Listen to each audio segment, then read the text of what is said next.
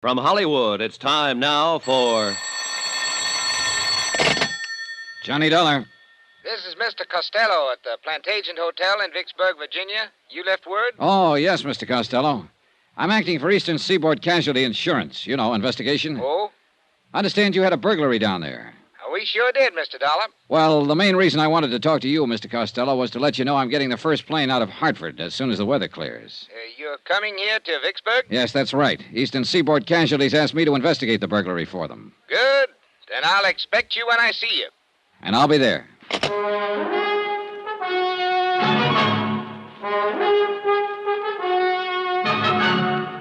Tonight and every weekday night, Bob Bailey in the transcribed adventures of the man with the action-packed expense account, America's fabulous freelance insurance investigator. Yours truly, Johnny Dollar.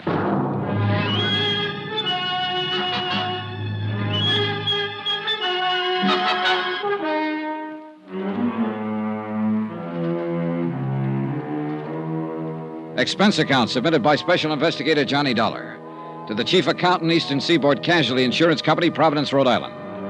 The following is an accounting of expenditures during my investigation of the Plantagent Matter. Expense account item 1, $2 cab fare, my apartment to the Hartford airport.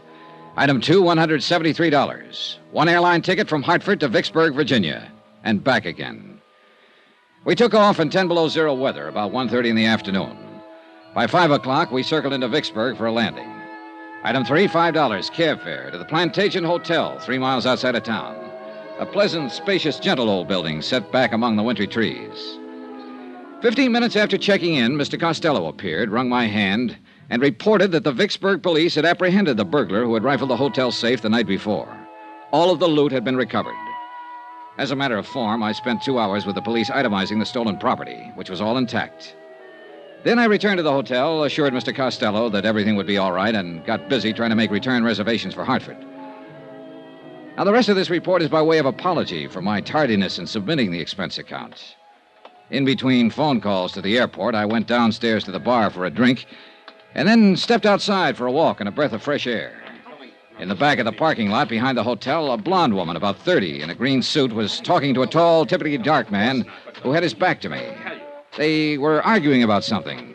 As I walked past them, I couldn't help hearing too well. Please help me. Are you talking to me? Yes, please. On your way, mister. This is private. You hear me? Here, just keep your hands to yourself, bud. Well, keep rolling, then. We're having a little argument, private. Please, I don't know who you are, but I'm... Shut up!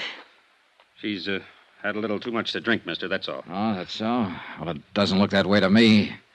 Now, what's this all about? I just told you, Nosy, she's had a little too much to drink. Now, go on, bud. Get on your way. Wait a minute. I told you to keep your hands to yourself. Yeah. Honey, you want to keep it up? You hear me? Yes. I hear you. And I'll let it go this time, mister. Just this once. Do you want to have him hauled in, miss? Oh, no. No, that's all right. It's all right. Okay, then, okay. Come on, beat it, you. Now, listen, Beat Buster. it, I said. She's tired of you, and so am I. Go on, beat it. Okay. Just remember, Amy, I was only trying to talk some sense into you. So long, hero.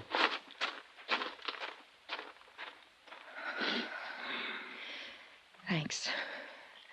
Thank you very much. That was awfully kind of you. It's okay. Did he hurt you? Yes. Where it hurts the most, I guess. I'll never get accustomed to being disappointed in people. Oh, well, he didn't look like your type anyhow. So why don't you just... Oh, I'm sorry. Hey, look now. This is just the end of everything. Everything. Yeah, I know. Well, maybe it looks that way, but maybe it isn't. I'm sorry. I'm very sorry to have caused you all this trouble. Oh, that's okay. It must look rather cheap and dingy. I mean, I don't know what I mean. Well, look, let me ask you something. Did you really have too much to drink tonight? No. No, I only had one drink with him. All right, then maybe you'll let me buy you one. How about it? You're very kind. You look like you should be with someone for a little while right now. So what do you say? How about it? You're a very kind man.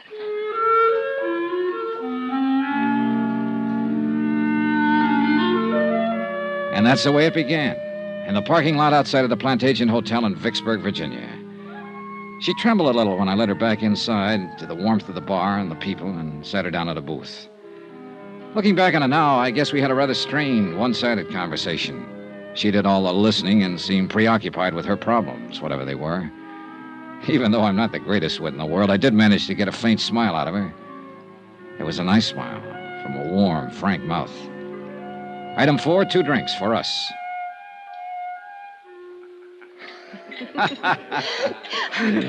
That's cute. Hey, see there? Next thing you know, you'll be telling me a joke. Oh, that reminds me. That reminds me of another one. It's one of the oldest and most respected jokes in the country. You probably heard it 1,000 times. It seems 10 men were standing in the rain under an umbrella, and none of them got wet. Well, just about then, a fellow walked up. You've been very, very kind to me. Thank you again.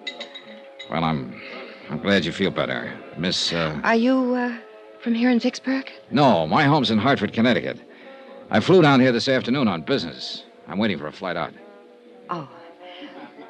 What's your name? Johnny Dollar. Thank you again, Johnny Dollar. Hmm? Thank you for not asking me my name. For not asking me about the man in the parking lot. For not asking me to explain what my trouble is. Thank you, Mr. Dollar. And thank you for sitting here with me this little while and trying to make me laugh. You really feel all right now, huh? Yes, I think so. Good, that's swell. Because I wouldn't want to let you go if I thought you were going to step outside and start crying again. No. No, I won't do that, I promise. You sure? Positive. Okay. Ah, you want one more for the road? Oh, thank you, but I'd better not, Mr. Dollar. I really should be getting home. Well, will everything be all right at home? What? Oh, yes. He wasn't my husband, or my boyfriend, even. He won't bother me. Okay, then. Here, let me help you on with your coat. Thank you. There you are. Do you have a car? No, I'll get a cab. There's always one out in front. Good, I'll help you. Thank you. Say, look, I'm going to tell you something. I'm staying here in Vicksburg at the Plantagent, and I doubt if I'll be able to get a plane out tonight. Probably not until tomorrow sometime. So, look, if you need me for any reason at all, why don't you just call me? Okay? Yes. Thank you. Good. Cab, taxi. You're still worried about him, aren't you? Why do you say that? The way you looked around when we stepped outside here just now? Would you like me to see you home? Oh, no. No, thank you. You've done enough already. And about him, I made a mistake, that's all. Oh, we all make mistakes, so forget about it. Well, I'm afraid this one can't be corrected very easily. But here's my cab. Good night, Mr. Dollar. Good night. You and I will probably never meet again. But I shan't forget your kindness. Thank you. Okay, good night. Downtown, please. I hope you have a nice trip home, Mr. Dollar. Hey, whoa, driver, hold it. Hey, anything wrong? What is it? I don't know. I have the strangest feeling. Wait a minute, driver. Hey, look, do you feel all right? You're shivering. Yes, I know I... Oh, it hurts. Oh, what hurts? Hurts. I didn't think he... What is it? What can I do? Help me. Please, Mr. Dollar. Help me. Let's go, driver. She fell back across the seat of the cab, writhing with pain. I took her in my arms and tried to find out what it was, but by that time she wasn't able to speak. In another 10 seconds, she was unconscious. The cab driver delivered us to an emergency hospital 5 minutes later. They carried her in through the ambulance entrance. I let the driver go and waited around the desk to see if I could learn what happened. Just waited. Vicksburg emergency. Waited. One moment, please. Go ahead, please. Vicksburg emergency. Not at this time of the night, sir. You'll have to call first thing in the morning. I'd suggest any time after 7:30. Yes, sir. Yes? Hey, look, would it be all right to go back and talk to the doctor now? I'm afraid not, sir. Well, Could you bring him out here? I've been waiting for quite... I'm sure he'll be out in a very short while. He knows you're waiting to talk with him. I thought maybe he forgot me. No, sir. I just want to make sure she's all right. The doctor will be out. Vicksburg emergency. Just a moment. I'll connect you. Go ahead, please. Has she had many of these attacks, sir? Oh, I don't know. I just met her. Oh. Well, if you'd like, we could call you at home and let you know how she is. This isn't my home. I'm on my way out of town as soon as I can get a plane. I'll wait. Certainly. Excuse me. Yes, doctor. Yes, he's right here. Yes, sir, thank you. The doctor will see you now, sir. Good, thanks. End of the hall, room 111. Okay, thank you. I don't know what it was or why that hallway looked so long to me. Call it an old-fashioned premonition or what have you. That's what I had walking down the hall to see a doctor about a girl I'd known only a few minutes. There were 3 people in the room, 2 doctors in their white clothes and a nurse. I can still see the light burning above their heads, the way they looked tired, exhausted. All 3 of them had been working very hard. Doctor? Yes? Oh, you're the man who was with her. Yeah, that's right. How is she? When did this happen? About a half hour ago, I put her in a cab at the Plantagent Hotel, and she complained of feeling sick. So I brought her here, but she lost consciousness in the cab. I see. Sit down, please. Oh, why? Some papers we want you to fill out, just routine. Oh, Your name, please? Johnny Dollar. And she is Mrs. Dollar. No. Oh, I see. You're a friend of hers, Mr. Dollar. Well, yes. Look, what is it, Doctor? What's the matter with her? I can't exactly tell you that right now, Mr. Dollar. What? Well, now, wait a minute. Why can't We have to contact her family first, Mr. Dollar. This girl is dead. Now, if you're willing to fill out... Picture it. Yourself in my position, I mean. I'd known the girl only a few minutes. I didn't even know her name. Yet somehow I'd become closely involved with her. Too much so, I guess. All I knew about her was that she was someone who had died while asking me to help her. Under the circumstances, what would you do?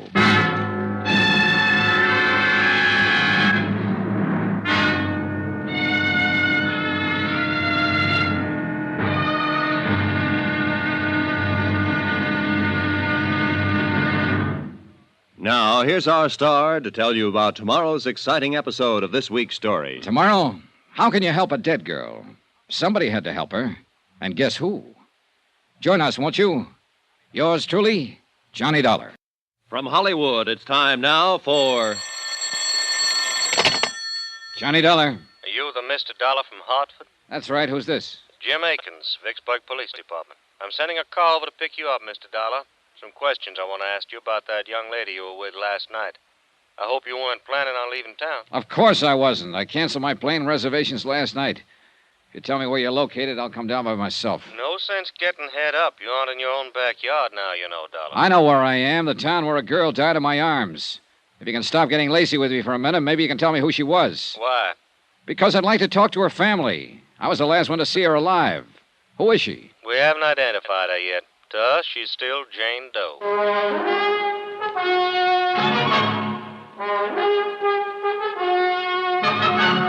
Tonight and every weekday night, Bob Bailey in the transcribed adventures of the man with the action-packed expense account, America's fabulous freelance insurance investigator. Yours truly, Johnny Dollar.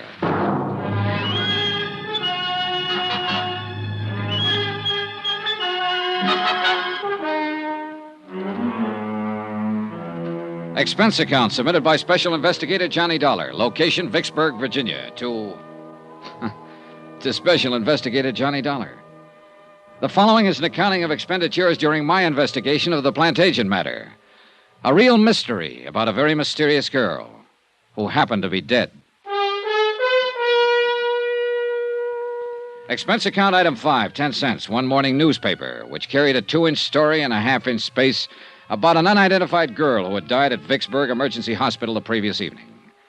I was reading it over in the lobby of the Plantagent Hotel when one of the Vicksburg police force stepped up to the desk and asked for my room number. He was a swarthy man in a black suit, plain clothes type. Well? I beg pardon? I'm Johnny Dollar. Oh. Jim Akins. We talked on the phone a little while ago. You said you were sending a car. Well, you sounded so huffy about everything, I thought I'd drop over myself to say hello. I got the car outside. Okay, let's go then. Where you from, Dollar? Hartford, Connecticut. I'm an insurance investigator. Look, I talked to a man in your burglary division yesterday about the burglary they had at the hotel yesterday. I was sent down here by Eastern Seaboard Casualty Insurance Company. You got any identification on you? Yeah, sure. Here. Okay. Look like who you say you are. Now, just what was your connection with that girl who died at the emergency hospital? I met her outside in the parking lot last night, back of this hotel. She was with a man. I don't know who he was. They were having an argument. I stopped when she asked me to help her. I got rid of the man and took her inside here and bought her a drink. Then I started to put her in a cab to send her home. But she got sick before the cab could take off, so I took her to the hospital. She died there. And that, Mr. Akins, is it. How long did you know her? About a half hour, all told. She didn't tell you her name? No. Where she lived? No. The name of this man she was with in the parking lot, who was he? I haven't the slightest idea. Well, what kind of trouble was she having with him? She didn't tell me that either. I didn't ask her. But you sat in the cocktail lounge over there and you had a drink or two. One. No name, no address, no nothing. Well, maybe we better do all our talking downtown. Anything you say, Akins. Let's go.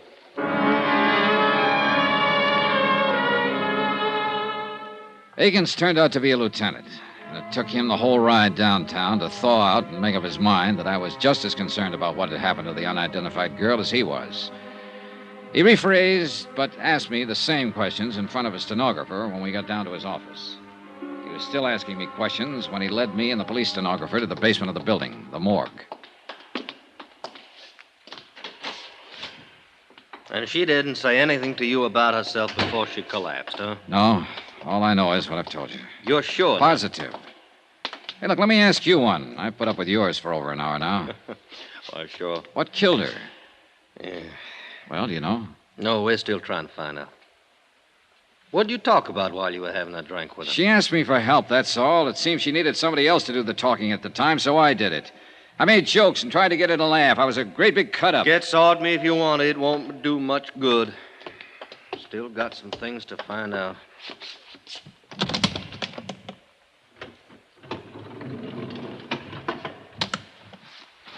Yeah. Lousy, ain't it? It sure is. This is the girl you were with last night. Yes. You're positive? I'm positive. Okay, Dolly, you want to sign this for the records? Well, that's... That's good. All right, Sam, you can send this on upstairs. We'll be up pretty soon.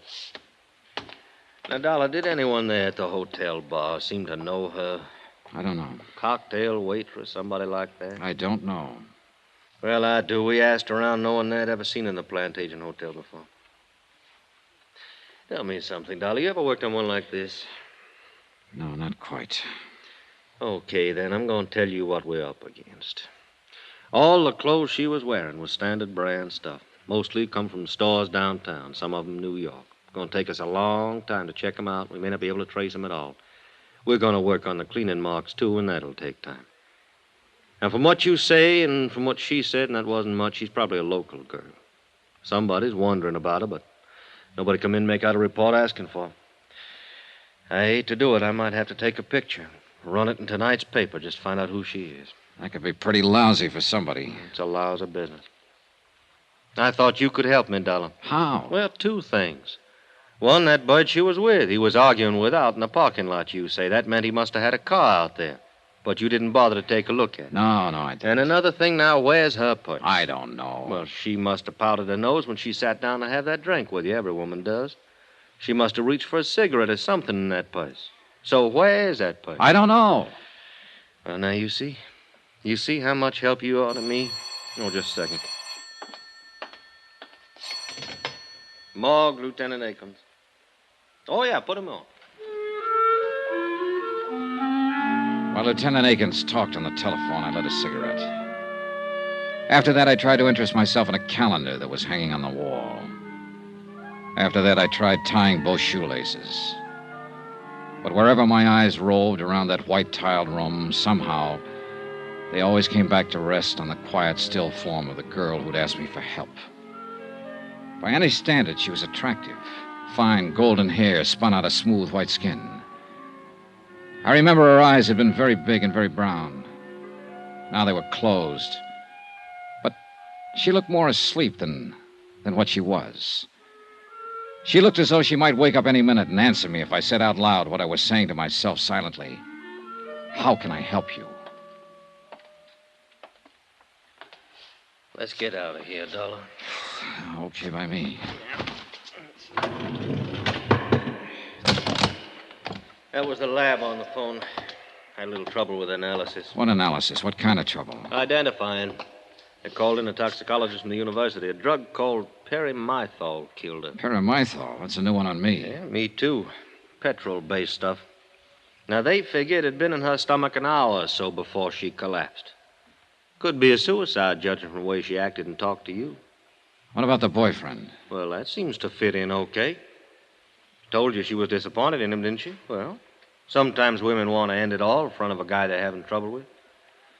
It'll probably turn out that way. You talk like a cop, Akins. That's what I am. Everything's so simple. Make it fit into your formula. This girl knocked herself off because she lost her boyfriend. This girl killed herself because she lost a job. Fill it in.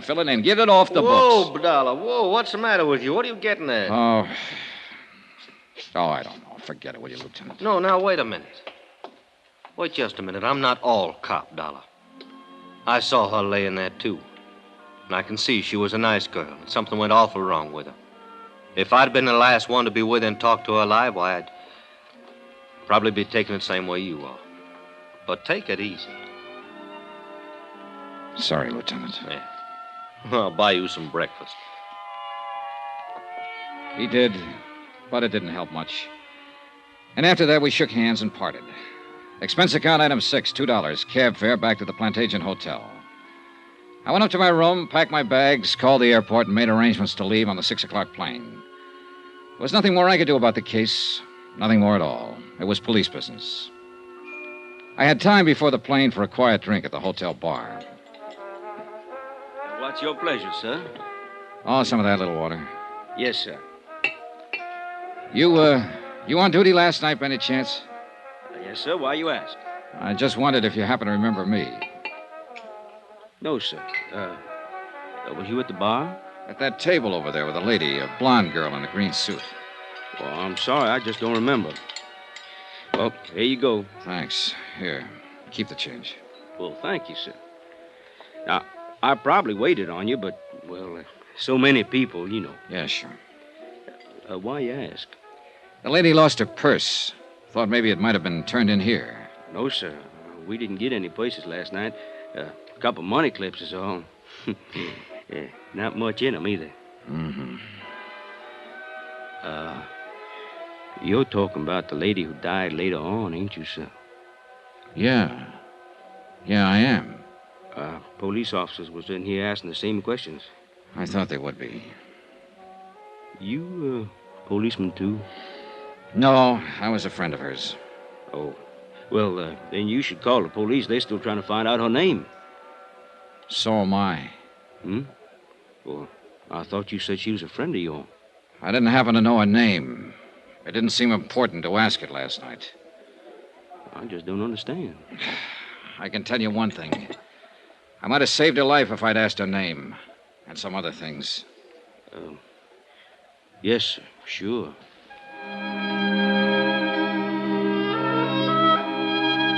Expense account item 7, $3, 3 drinks. I sat there for almost an hour talking to the bartender. Once, when he stepped out to the kitchen, I went over to the booth where I'd sat the night before with the unidentified dead girl. I searched down on the cushions, behind the table, under the chairs, hoping the missing purse might still be around. I found nothing. Then I had another idea. I left, went out to the parking lot where I'd first seen her. Got your car, mister? No, I don't have one. Oh, well? Hey, look, last night I was out here with a lady. I met her and a man here in the parking lot, about over there where that Chevy is. Uh-huh.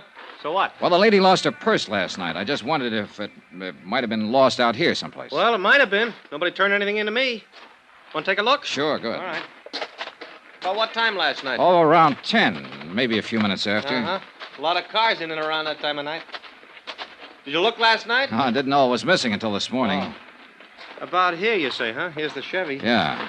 Well, let's take a look. Yeah, make it a good look. Yeah. Well, hey!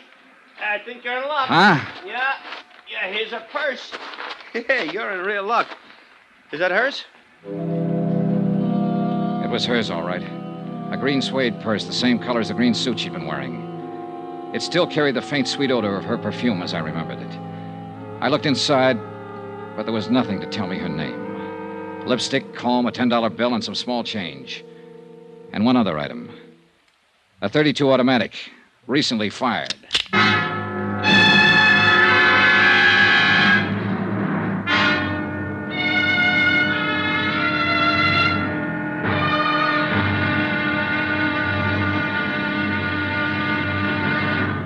Now, here's our star to tell you about tomorrow's intriguing episode of this week's story. Tomorrow, a dead girl's .38 automatic comes to life. Join us, won't you? Yours truly, Johnny Dollar. From Hollywood, it's time now for... Johnny Dollar. This is the hotel operator. Ready with your call, Mr. Dollar. Oh, good. Police Department, Sergeant Peters. I want to talk to somebody in the personnel division. Sorry, I haven't got one. What can I do for you? I want to get some information about a gun, find out who it was licensed to and so on. Come down to licensing division. I think we can help you there. Where's that? 220 City Hall. Do you have the weapon? Yes. Be sure and bring it along with you.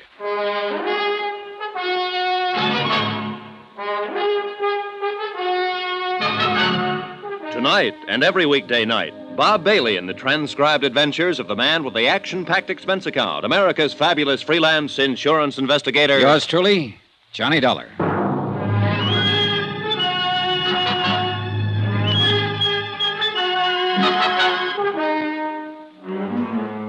Expense account submitted by Special Investigator Johnny Dollar to Special Investigator Johnny Dollar for personal reasons. Location, Vicksburg, Virginia. Purpose? Well, it all started as an investigation of a burglary at the Plantagent Hotel. Once that was out of the way, I happened to run across a girl having an argument with a man in the hotel parking lot. She asked me to help her. I did. Girl suddenly gets sick and dies. Poison. I stay around to help find out who she is. I don't know that. But I do know that she had a .38 in her purse. 3 bullets recently fired. Expense account item 8, $2 cab fare from the Plantagent Hotel, the 2 miles into Vicksburg City Hall, and room 220 as per instructions of Sergeant Peters. I felt more than a little guilty bypassing Lieutenant Jim Akins, who had questioned me earlier about the case. Yes? Sergeant Peters? That's right. Can I help you, sir? I hope so. Like to know if this gun's been registered with you people. Let's have a look. You just buy it? Yeah. Got your bill of sale with you? Well, do you have to have one? You should. Who'd you buy it from? Oh, a fellow I met in a bar. Have you a permit to carry this weapon? Well, no, I haven't. Are you going to carry it? Oh, no. Then why'd you buy it? Oh, I just wanted it, that's all. Is there a law against that? No. But there's a law against practically every other thing about a gun. You want to read those numbers off to me? Sure. JJJ-4769-992. And then there's an X. Okay. Make, Colt, caliber, .38, automatic, 7-shot. Yeah. Here, you'll have to fill this out. Pencil's over there. This will take a minute for me to check. It took 15 minutes. In the meantime, I filled out the form which notified the Vicksburg police that I was in possession of the above-described weapon, that I did not wish to apply for a permit to carry it, and so forth and so forth. After that, I stood around and smoked a cigarette and wondered if I should step downstairs and tell Lieutenant Jim Akins that I had found Jane Doe's purse and the gun. But before I had time to make up my mind... Here we go. The gun was purchased in 1950 by the Piedmont Banking Service. That's a local armored truck outfit over on Maypole Street. The gun was permitted for carrying to Raymond W. O'Connell, 232 Polk Street, this city. Thanks. Raymond O'Connell. Yeah. Anything else? Well, that's all. Thanks.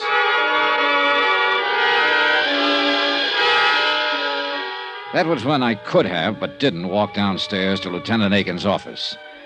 Instead, I walked outside with a gun in my pocket and the slip of paper containing the name and address of the man who had carried it, Raymond O'Connell.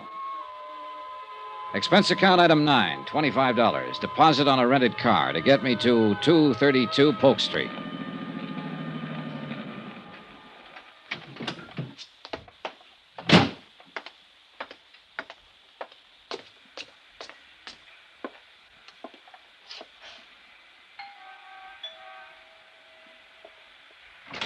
Oh, Paul, darling, you're early. I'm hardly ready.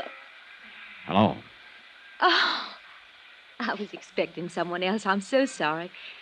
You're not Paul, are you? No, I'm afraid not. My name's Johnny Dollar. Oh. Mr. Dollar? That's right. Well, what can I do for you, Mr. Dollar? I'm looking for Raymond O'Connell. Ray? Yes. Come inside, Mr. Dollar. Thank you. I really didn't mean to throw myself at you at the door. I thought you were someone else I'm expecting. I'm Terry. Terry? Teresa. Terry O'Connell, Mr. Dollar. Oh, his wife? I'm Ray's widow. What? Ray's dead, Mr. Dollar. He passed away over a year ago. It was pneumonia. Oh, I'm sorry, Mrs. O'Connell. Oh, please call me Terry. You had no way of knowing about him, I'm sure. And please don't be uncomfortable. A great many of Ray's friends from the service come by who have no idea that he's dead. Were you in his company, too? Oh, just a minute, Mrs. O'Connell. He had so many friends and met so many people while he was in the service, and really there was no way for you to know. You don't understand, Mrs. O'Connell. I never knew. I'll get you a drink and we'll talk. Where did you serve with Ray? You know he finally became a pilot. What do you like to drink?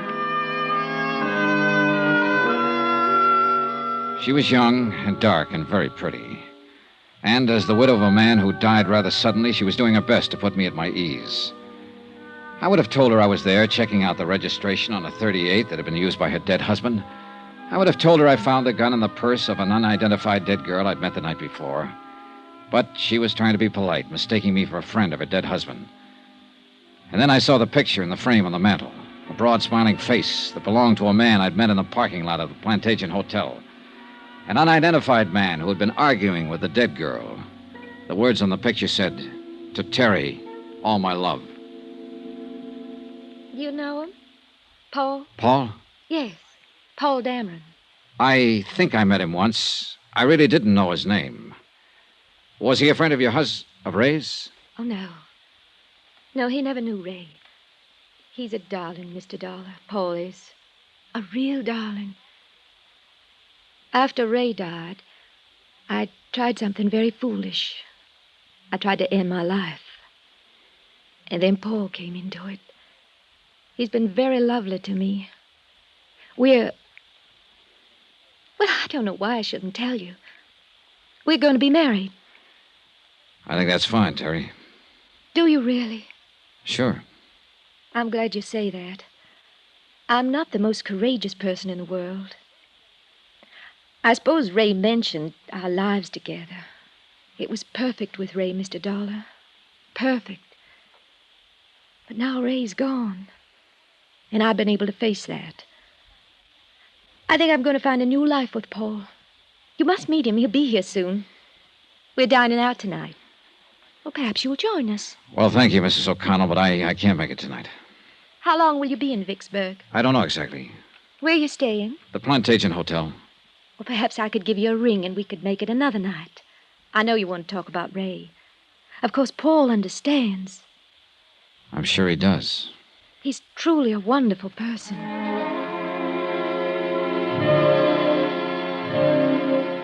He hadn't looked very wonderful the night before, standing in the parking lot arguing with a girl who had died. But then there was my side of the picture, and it wasn't complete. And somebody still had to explain the 38 with the 3 bullets missing. I left Terry O'Connell, went outside and bought an evening paper, and then sat in my rented car reading it.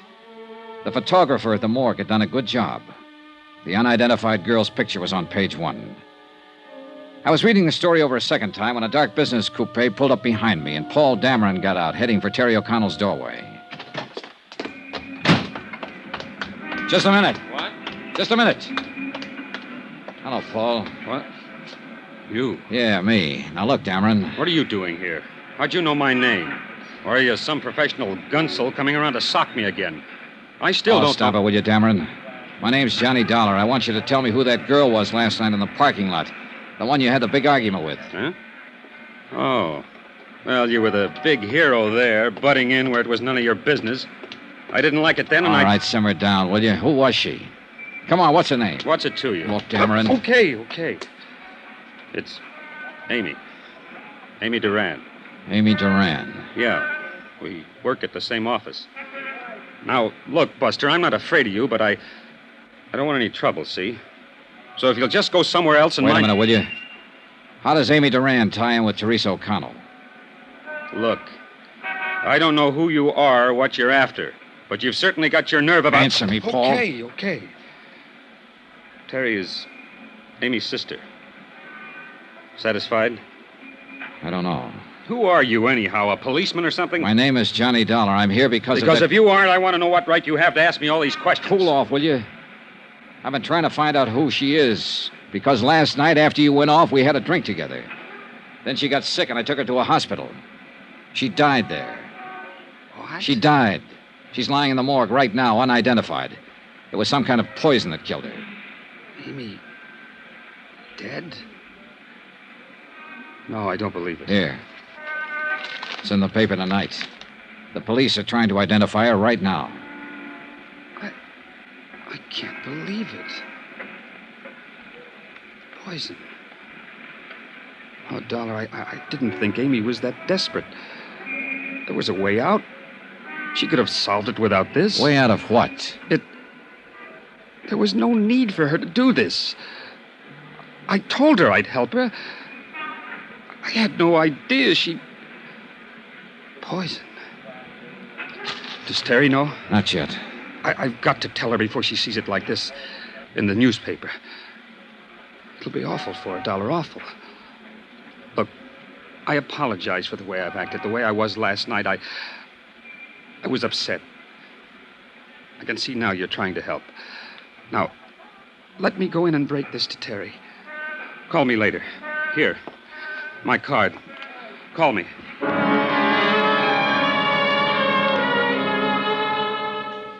I had to admit that Paul Dameron's concern seemed as genuine as his surprise. He rushed up to be admitted to the O'Connell house. After he was inside the door, I went back to my car and took out the .38 automatic that had led me to the sister of Amy O'Connell. 3 bullets still missing. I drove downtown to the Vicksburg police station to turn the gun into Lieutenant Akins and tell him the whole story as I knew it. How I'd found the gun in the dead girl's purse. How I'd managed to find out her name. The 3 missing bullets and other unanswered questions were up to the police. Lieutenant Akins? Downstairs in the car. Yeah, well, Oh, hi, Dollar. Thought you'd left town. Joe? All right, Joe. As soon as they clear that place up, you notify the lab. Hi, Lieutenant. I've been trying to get to you. I think I have something that better be looked into. Oh, really? Oh, excuse me. Lieutenant Akins? Yeah. On the south side of town. Yeah? All right. Yeah, well, in about 15 minutes. Right. I'm sorry, Dollar. What was it you were saying? Why all the hustle? Something big? Oh, homicide. Happened yesterday sometime. Yeah? Who got it? Guy named Belden. Somebody shot him 3 times with a .38.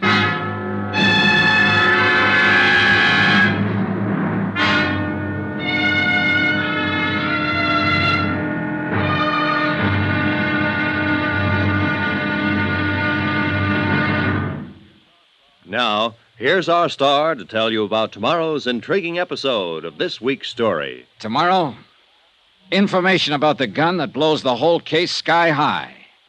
Join us, won't you? Yours truly, Johnny Dollar. From Hollywood, it's time now for... Johnny Dollar. This is Mr. Oldfield calling, sir. You left word at my office, Mr. Dollar. That's right, Mr. Oldfield. I think I'm going to need an attorney. Divorce, civil suit, what, Mr. Dollar? Withholding evidence. Murder. Let's take the murder first. Who did it? I don't know, but I'm pretty sure I have the murder weapon in my possession right now. Who was killed? A man named Belden, I think. What do you want me to do, sir? Take my statement, notarize it, give me some legal advice. Where are you? Police station in the pay booth down the hall from homicide. I'll meet you there in 5 minutes.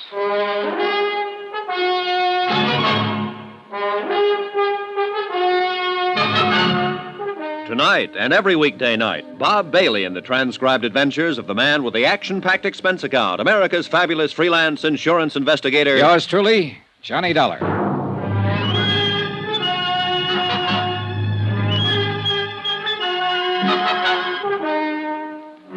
Expense account submitted by Special Investigator Johnny Dollar. Location, Vicksburg, Virginia.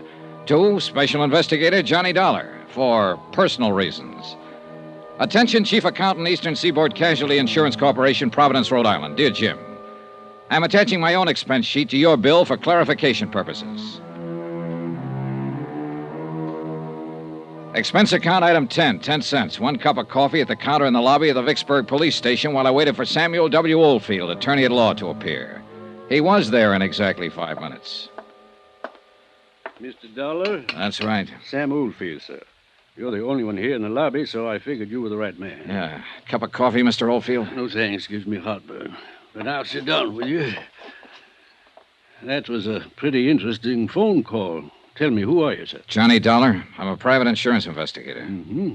How'd you get my name? I looked it up in the yellow pages of the telephone directory. You don't live here in Vicksburg? No, I'm from Hartford, Connecticut. All right, sir.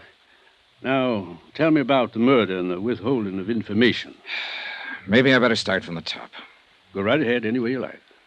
Well, 2 days ago, I flew down here to investigate a small burglary at the Plantagent Hotel. It was already solved by the time my plane got in. Police? Yeah. I had nothing better to do, so I waited around the hotel bar for my return reservation back to Hartford. Then I happened to walk outside to the parking lot for a breath of fresh air. I saw a woman and a man standing there arguing. When I got close to them, the woman asked me to help her. I did. How do you mean? Well, the man she was with started to act like a kid. He got rough. So I shoved him away. Go on. Well, the woman was upset. So I took her inside the hotel and bought her a drink. After that, I put her in a cab and started to send her on her way. She started to act sick about that. Wait.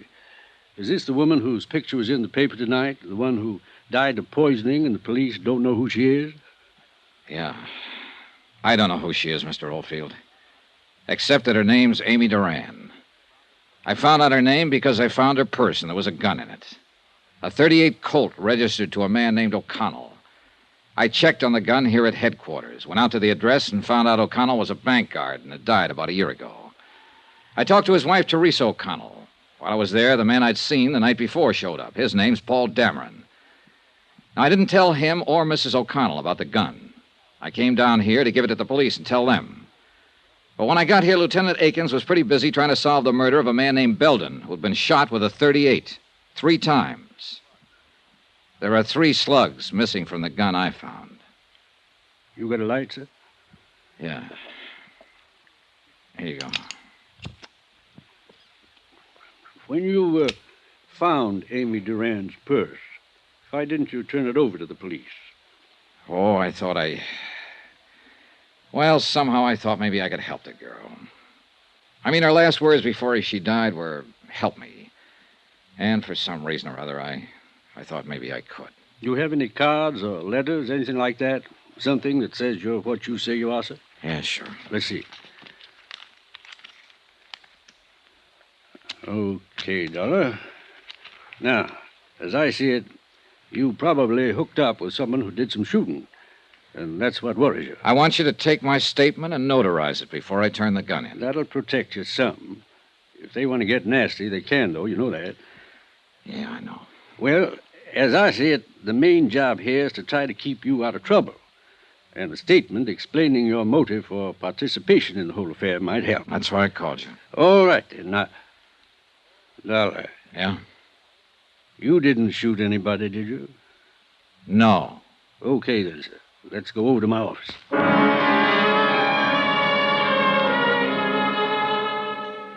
We did, and I made the necessary statement, and Mr. Oldfield notarized it. After that, I went back to the Vicksburg police station to talk to Lieutenant Akins. The .38 I'd found in Amy Duran's purse was still in my pocket, and her words were still in my mind. Help me. Please help me.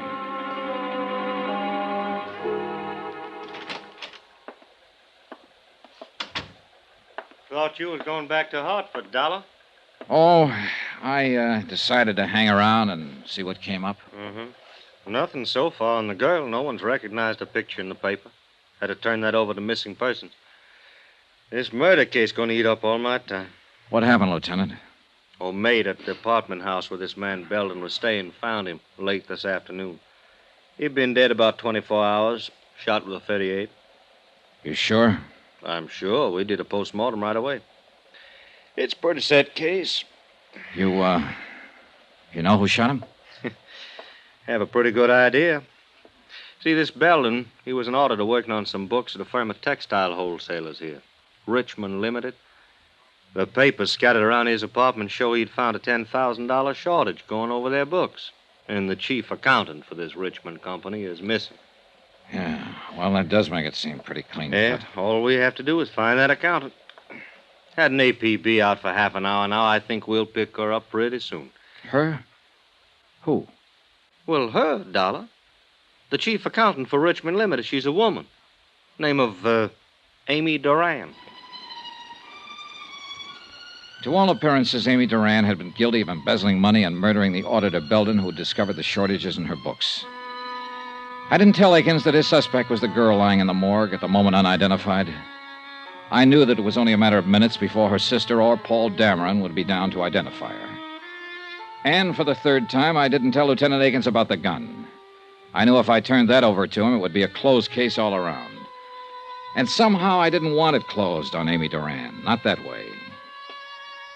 For that reason, I went back to my hotel room for a couple of hours, and then about 9 o'clock that night, I found myself over on Polk Street at Teresa O'Connell's house once more.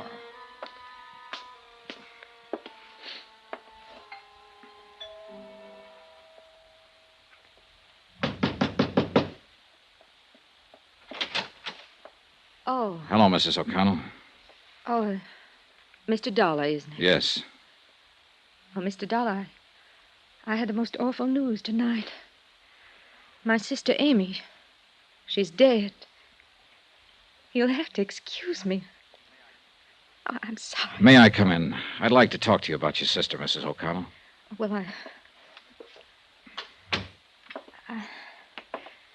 Paul came in with tonight's paper and showed me Amy's picture. He went down in the morgue to identify her. I couldn't bear to. Sure. I feel somehow, in some way, that you're a friend, Mr. Dollar. Mrs. O'Connell, I am a friend in a way. But mostly I'm an insurance investigator. What? You thought I was a friend of your dead husband when I came here earlier. I'm not. I never even knew him. But, Mr. Dollar, I don't understand. I met your sister Amy last night. I was the last one to speak to her before she died. I took her to the emergency hospital last night. Well, wait. This is all very confusing. You say you're an insurance investigator? Yes. Now, Well, I got your address from a gun I found in your sister's purse. I traced it through the license to carry. This gun, Mrs. O'Connell. Your husband was licensed to carry it when he worked for a banking firm. Do you recognize it? Oh, yes, I suppose I do. I think it's one of Ray's guns. Now, please, let me find something out first. Believe me, I do want to help. Did you know your sister had this gun? Oh, no. What would Amy want with a gun? I mean, well, she could have picked it up here any time she came over and probably did. But why would Amy have a gun in her purse? Sit down, please. Now, Mrs. O'Connell, you better listen to me carefully. Sometime late yesterday afternoon or early evening, a man named Belden was shot and killed. Clarence Belden? Yes. Why, he worked with an auditing firm. Amy spoke of him. Mr. Dollar. Wait. Listen to the rest of this. Belden had been working on books for Richmond Limited. As I understand it, your sister Amy was responsible for those books. Right now, the police have enough evidence to figure that your sister stole $10,000 from Richmond Limited. Amy? Oh, no. Now, hear me out, Mrs. O'Connell. They have that evidence in bulk form. They certainly have reason to assume, and they are assuming, that your sister shot Belden to keep him quiet about the shortage. How can you say those things about Amy when she's not here to defend herself? Please, I'm just telling you what's going on downtown, what they've found. This gun they don't have yet. I've withheld it. It has been fired 3 times recently. Belden was shot 3 times. By now, your sister's body has no doubt been identified. They've already established that she died of poisoning, and they halfway have the idea that she committed suicide. No. Oh, don't you see? They'll say she shot Belden to cover up and keep it quiet, and then saw how useless it was, took poison and killed herself to escape punishment. You're horrible. Horrible. Go away.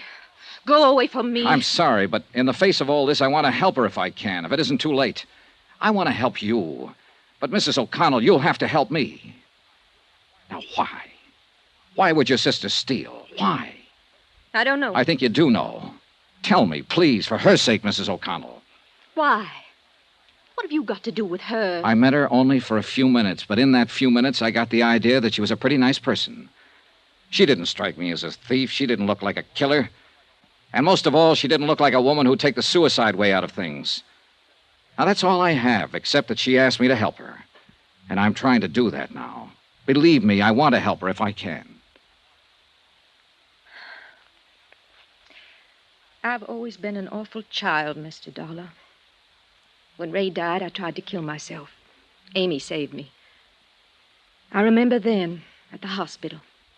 She was beside my bed, and she said to me, "I'll make you want to live again. I'll make you." Amy was always like that, kind and decent. You weren't wrong about her.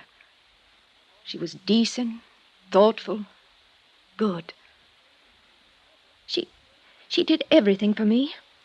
She gave me these clothes and a car, introduced me to nice people from her office like Paul Dameron. Yes. That must be where all the money went to. Not on herself, but on me, for me. I'm the only reason I can think of that she'd take money from the firm. Yeah. I didn't know she was stealing from me. I didn't know. I wouldn't have let her do it. She didn't have to pamper me that much. I'm not that much of a child. She didn't have to do it. She didn't have to do it. Wait a minute.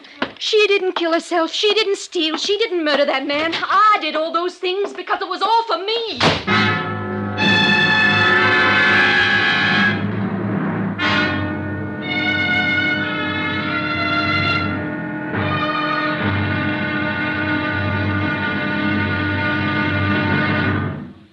Now, here's our star to tell you about the final intriguing episode of this week's story. Tomorrow, all the evidence comes true. A helpless dead girl gets her help. Join us, won't you? Yours truly, Johnny Dollar. From Hollywood, it's time now for... Johnny Dollar. This is Paul Dameron, Mr. Dollar. I was afraid you left town, and I wanted to talk to you. Mm-hmm. I wanted to thank you for your kindness about Amy and the way you handled Terry. It was darn decent of you. And of course, I want to apologize for my attitude again. How's Mrs. O'Connell? Terrible. I mean, the papers this morning connected her sister Amy with murdering Belden and committing suicide. I'm curious. How did you get to her? I found Amy's purse and there was a gun in it. I looked up the registration. Oh, the murder gun. I don't know. I haven't turned it over to the police yet. Why? Because I still can't believe Amy Duran was the kind of girl who'd shoot a man and then take poison.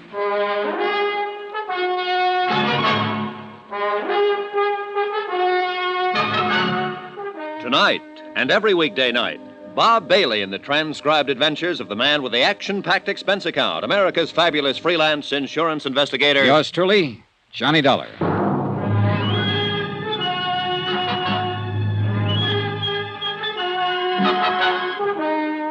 Expense account submitted by Special Investigator Johnny Dollar. Location, Vicksburg, Virginia.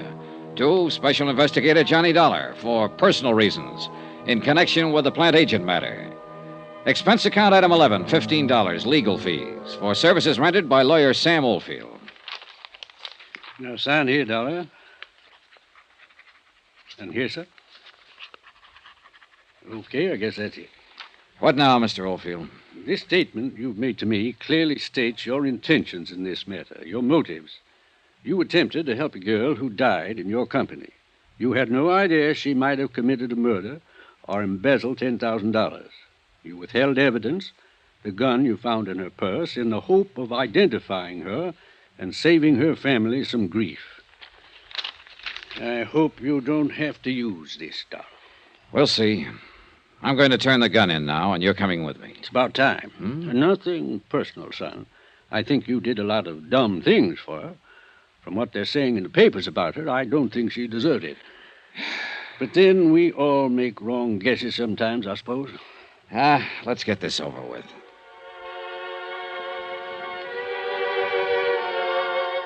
Lawyer Sam Oldfield accompanied me downtown to police headquarters where we sought out Lieutenant Akins and turned over the .38 automatic. Oldfield handed the statement over to him and he read it through. Then he called in his ballistics man to make an immediate check of the gun. When he'd done that, Akins asked Oldfield and myself to wait. He left. An hour later, he came back. You are a lucky boy, Dollar.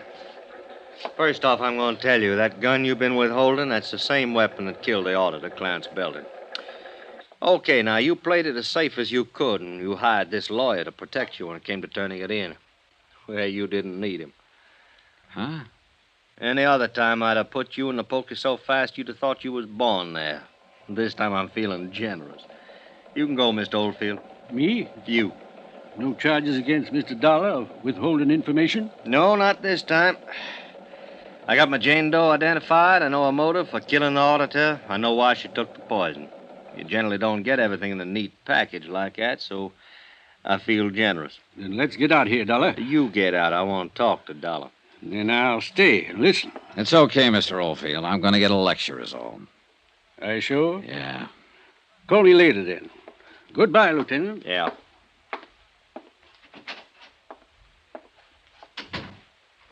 One thing more, Dollar. We found an empty bottle of paramythol in Amy Duran's medicine cabinet, and that cinches that suicide part, in case you had any doubts. It's a closed case. Uh-huh. But you didn't help me close it, Dollar, and you could have.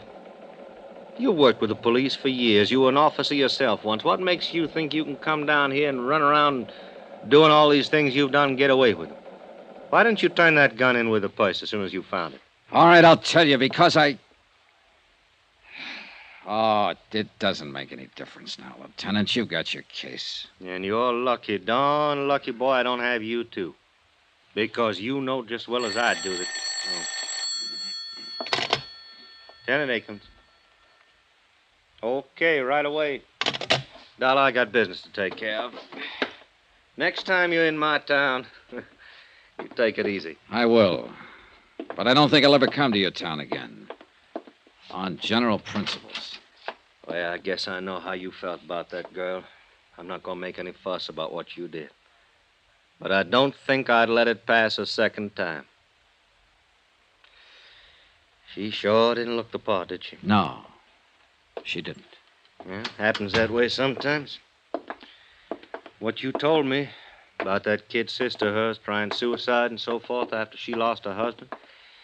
Well, Amy Duran had a good motive for stealing that money. If motive can ever be good. Dollar, Lieutenant? Huh? I was just on my way to see you, Lieutenant. I'll be back in my office in a couple of minutes. You can go on in and wait, Mr. Dameron. I'm glad I saw you, Mr. Dollar. I think there's something I should explain to you. You'd be interested in this, too, Lieutenant.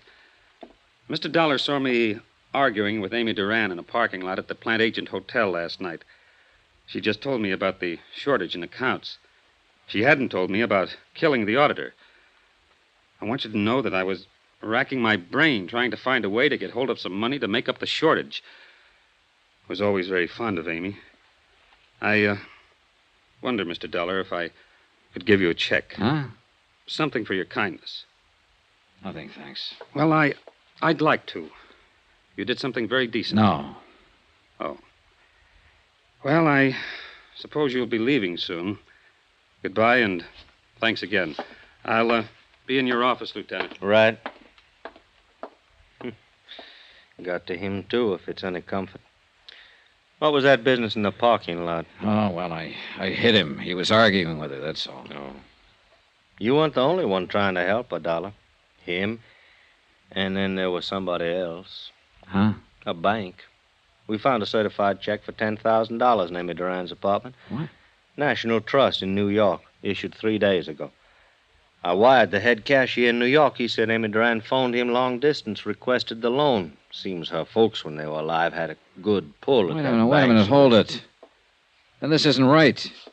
She could have covered that shortage. Well, I figure she intended to do that, but the auditor found out too quick. He called her on it, and she shot him. With a $10,000 check in her hand? Well... There isn't an auditor or a bonding company going that wouldn't prefer to turn up the cash and the person who took it. They'd listen to any reasonable story. You know that. Well, the auditor must have scared her, Dollar. She shot him, didn't she? She committed suicide, didn't she? You make a lot of noise, Akins, but you aren't any happier about this than I am, are you? No. Why let the papers have it the way it is? So that whoever knows answer will get careless. Sure, it burns me. Somebody thinking the police are as dumb as this. Burns me. Well, what are you going to do? Wait. Just wait. I found that pretty hard to do. And the more I waited and the more I thought about the matter, the more restless I felt. So I didn't wait. I got out and started interviewing people who had known the murdered auditor. The consensus was that he knew his business, that if he'd found a shortage and someone offered to reimburse the company, he had been the kind of old hand who would have listened to them. Why, I asked myself, if Amy Duran had a $10,000 check to cover her shortages, why did she shoot the auditor and then commit suicide? Why? It didn't make sense.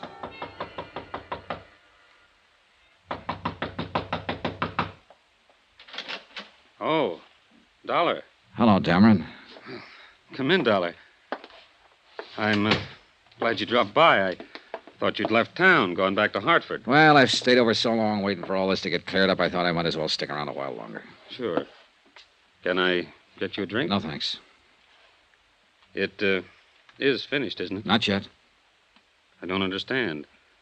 I talked with Lieutenant Akins today after I saw you with him. He said it was all over as far as he was concerned. You're talking to me now, Dameron. I'm the guy who went out on the limb. And I appreciate that a great deal. A question I want to ask you.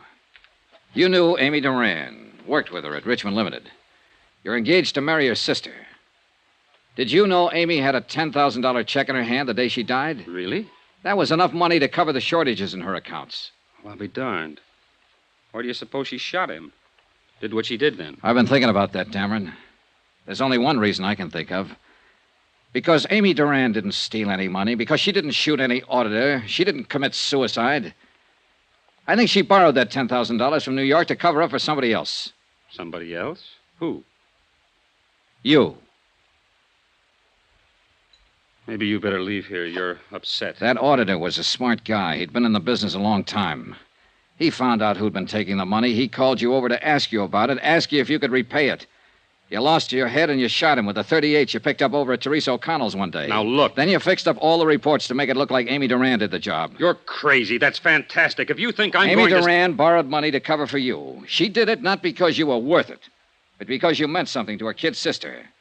You meant something to Teresa O'Connell, who'd lost one husband and tried suicide because of it. A Teresa O'Connell who couldn't afford another major tragedy. A Teresa O'Connell who might try suicide again if the man she was going to marry turned out to be a thief. You counted on that, Dameron. I don't know what you're talking about. Now, One thing you hadn't counted on was the auditor picking it up so fast. And when he called you, you had to kill him to keep him quiet. Then you made a date with Amy out at the Plantagent Hotel. You slipped poison in her drink and planted the gun in her purse. This is all talk. Just talk. You have nothing to prove She had one drink with you before you argued with her out in the parking lot. She told me. And the bartender later verified it. Then I came along. Now, look. You're a big guy, Dameron. You could have hit me back in that parking lot, but you didn't have time.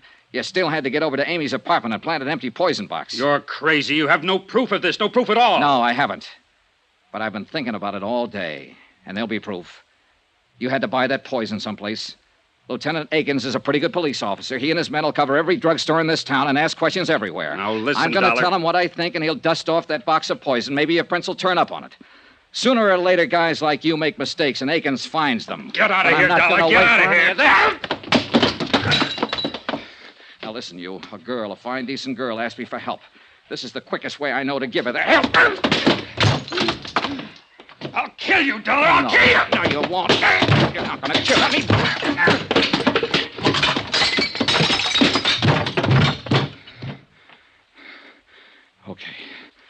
Okay, come on. Get up. Get up.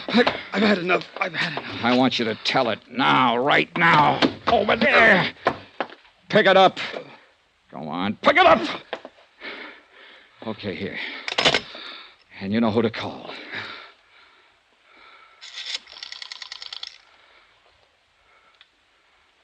Hello. Give me the police.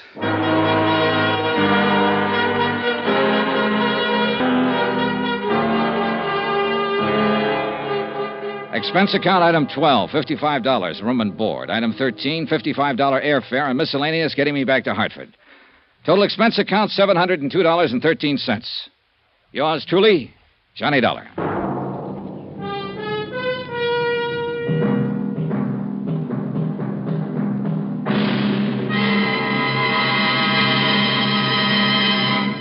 Remember, there'll be another exciting story of yours truly, Johnny Dollar, beginning next Monday night. Next week, a whole city is aroused by one of the dirtiest rackets of modern times. And I end up right in the middle of things. Join us, won't you? Yours truly, Johnny Dollar. Yours truly, Johnny Dollar, starring Bob Bailey, is transcribed in Hollywood. Written by John Dawson, it is produced and directed by Jack Johnstone.